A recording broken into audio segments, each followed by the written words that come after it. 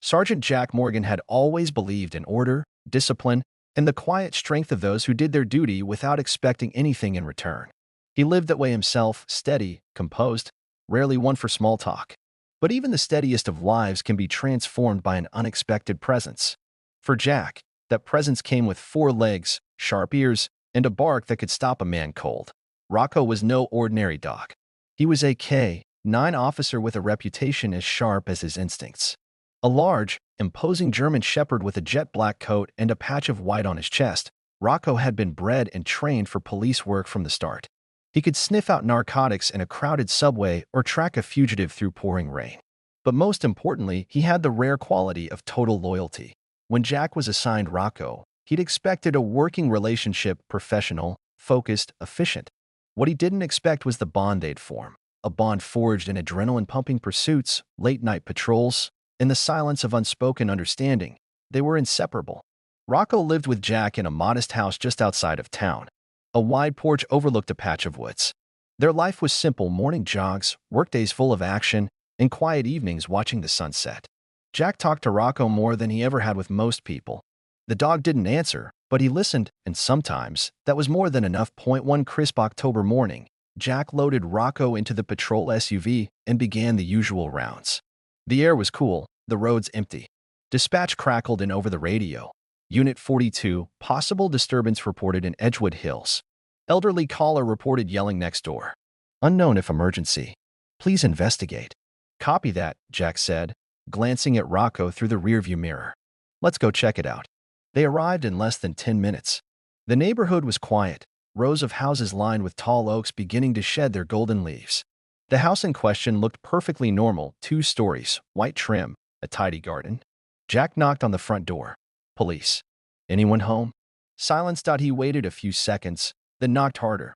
Police. Is everything okay? Still no answer. He was about to head back to the cruiser when he heard it, faint, like a scuffle or a fall. His hand immediately moved to his sidearm. He looked down at Rocco, who was already on high alert, ears pricked, body tense. Jack moved to the side of the house. The backyard was empty. Then he saw it. The back door was slightly ajar, moving in the wind. Training kicked in. Jack drew his weapon and signaled to Rocco. Search, he whispered. Rocco moved ahead, body low, tail straight out. Jack followed close behind.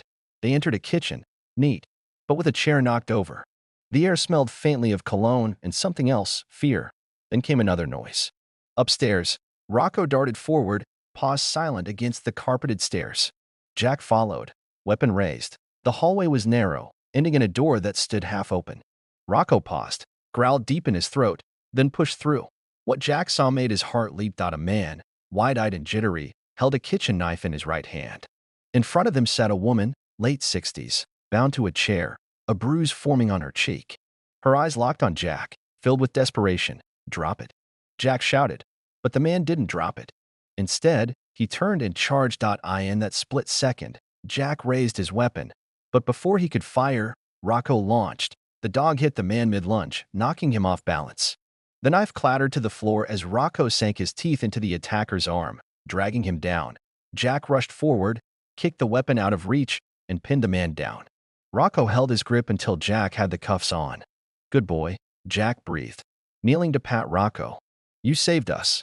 The woman was trembling, but otherwise okay. Jack untied her gently, calling in the incident to dispatch. As he secured the scene and waited for backup, he noticed something that made his stomach sink. Blood. Not from the suspect, from Rocco. It was soaking into the carpet, trailing behind him from his side. A long, shallow gash stretched beneath his ribs, likely from the knife during the scuffle. Hang on, buddy, Jack whispered, kneeling beside him. Just hang on. Rocco didn't whine or cry. He stood proud, alert, ready for orders.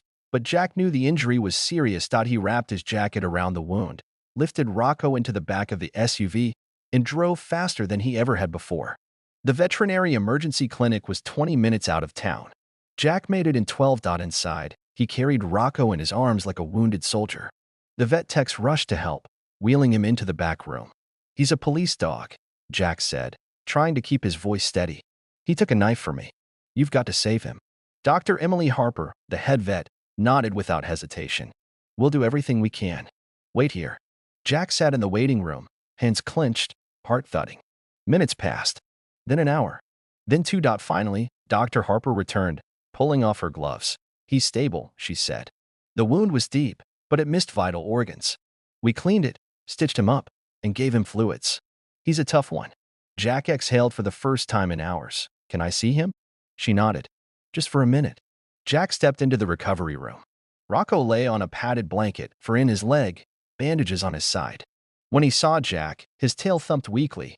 Jack knelt beside him, brushing his fur gently. "You saved my life," he whispered. "Just like you always do." Rocco closed his eyes, trusting, content. The days that followed were quiet. Jack took time off from the force to care for Rocco, sleeping beside him on the floor, hand on his back to reassure them both.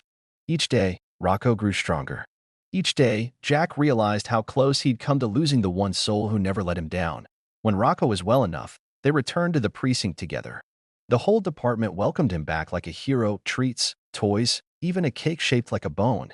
But the story didn't end their point. 2 months later. During a routine patrol, Jack and Rocco received a call about a suspicious vehicle abandoned near the state park. With the sun setting and snow beginning to fall, they drove to the scene. They found the car empty.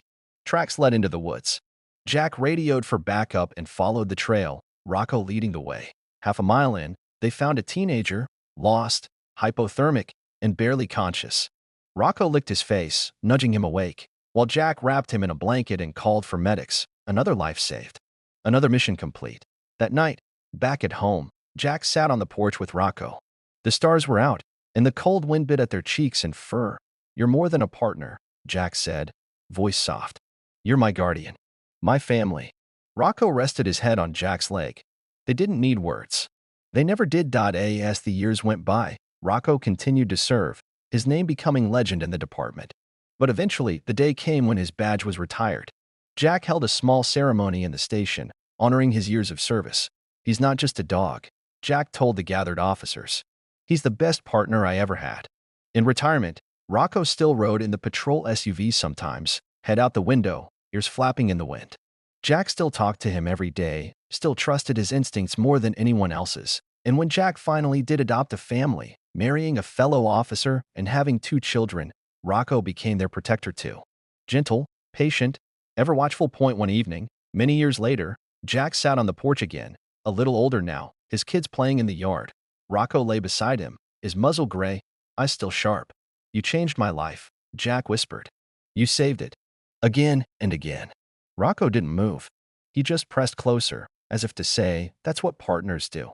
And when Rocco's time finally came, Jack buried him beneath the big oak tree in the backyard, wrapping his old badge in the flag he'd served under. On the stone, he carved, "Rocco K-9 Officer.